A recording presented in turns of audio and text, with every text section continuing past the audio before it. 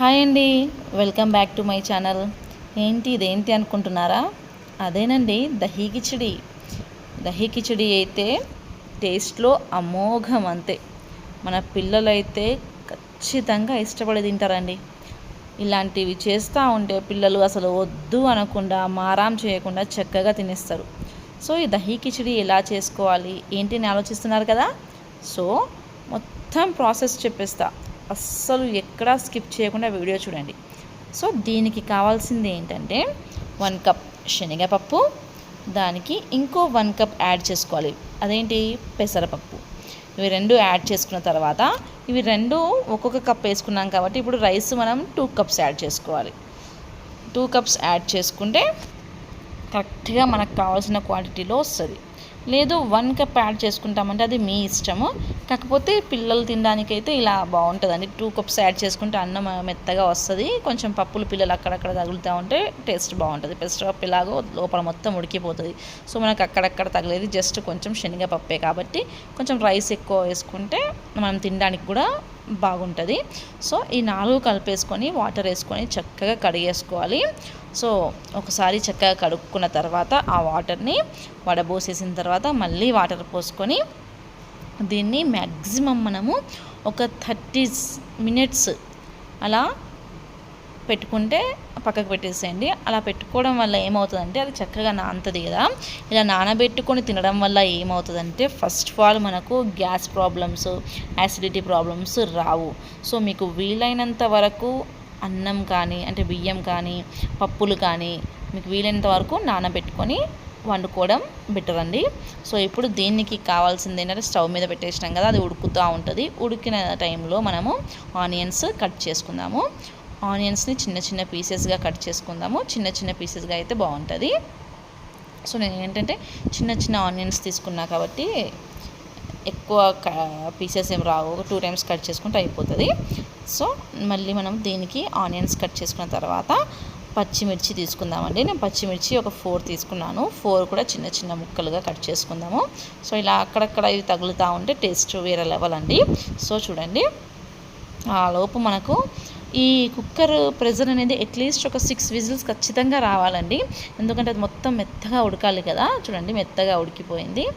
So మనము ఒకవేళ మీకు మెత్తగా ఇలా అంటే కిచిడి అనేది గుజ్జు గుజ్జుగా కాకుండా మామూలుగా అక్కడక్కడ రైస్ అలా ఉండాలి అనుకుంటే మీరు ఇలా ప్రెస్ చేసుకోవాల్సిన అవసరం లేదండి. ఆల్రెడీ అది ఉడికిపోతుంది కాబట్టి. లేదు గుజ్జుగా కావాలంటే నాకైతే కిచిడి గుజ్జుగా ఉండడమే ఇష్టము. అందుకని చెప్పేసి చక్కగా ప్రెస్ చేసుకుంటున్నాను. ప్రెస్ చేసుకున్న తర్వాత ఒక 5 మినిట్స్ అట్లా దాంట్లో కొంచెం వాటర్ పోసి స్టవ్ మీద పెట్టేయండి. స్టవ్ మీద పెట్టిన తర్వాత అందులోకి చక్కగా ఒకసారి చెంచాతో మొత్తం కలిపేసుకోండి. ఎందుకంటే కింద అడుక్కి అంటుకునే ఛాన్సెస్ ఉంటాయి కాబట్టి కలుపుకున్న తర్వాత అందులోకి సాల్ట్ అండ్ కొంచెం పసుపు తీసుకొని ఇప్పుడు వేసుకొని చక్కగా ఇదంతా కలిపేసుకోండి. అంటే అన్నం మనం ప్రెస్ చేసుకున్నాం కాబట్టి ముద్దలు ముద్దలుగా ఉంటుంది అక్కడక్కడ. సో కాబట్టి దీన్ని అలా ముద్దలు ముద్దలుగా లేకుండా ఉండడానికి చక్కగా మొత్తం ఒకసారి చక్కగా కలుపుకుంటే మనకు రెడీ అయిపోతుందండి. సో ఇప్పుడు ఏంటంటే ఒక బేషన్లోకి ఒక గిన్నెలోకి మనము పెరుగు తీసుకుందాం. గడ్డ పెరుగు తీసుకున్నాను నేనైతే. మీరు వాటర్గా కావాలంటే వాటర్ పెరుగు కూడా తీసుకోవచ్చు. గడ్డ పెరుగు తీసుకొని దాంట్లో వాటర్ వేసుకొని చక్కగా కలుపుకోండి. ఒకసారి చక్కగా కలుపుకున్న తర్వాత అందులోకి పచ్చిమిర్చి అండ్ మనం తరుగుకున్న ఉల్లిగడ్డలు అందులోకి వేసి దీన్నంతా చక్కగా కలుపుకోవాలి. అలా చక్కగా కలుపుకోవడం వల్ల ఏంటంటే ఆ పెరుగుకి పచ్చిమిర్చి ఫ్లేవర్ అండ్ మన ఆనియన్ ఫ్లేవర్ పచ్చి వాటర్ అనేది మొత్తం అంతా దాంట్లో యాడ్ అయిపోతుంది.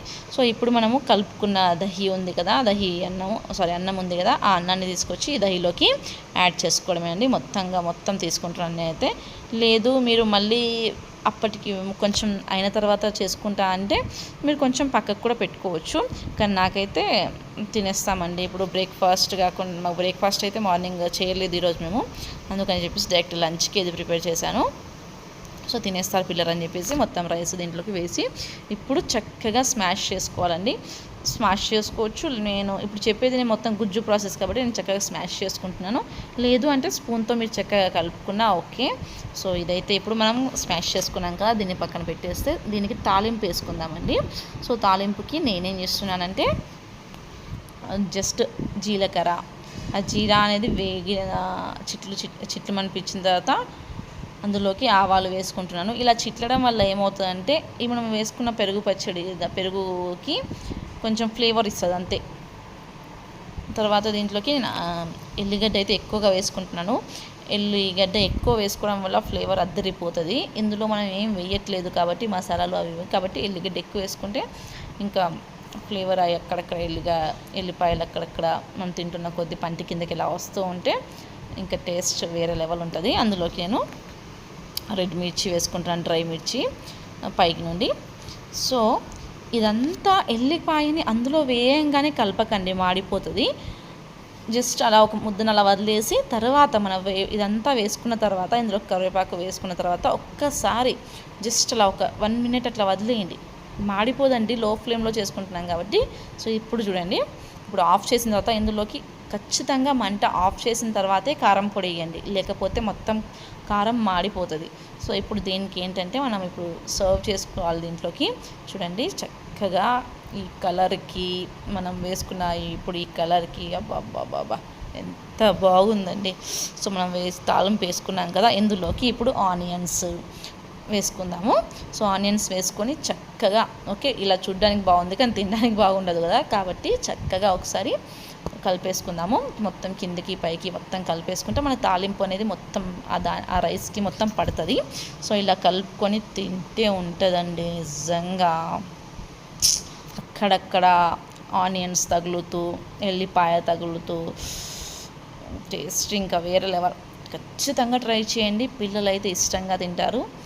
Like, share, subscribe, please.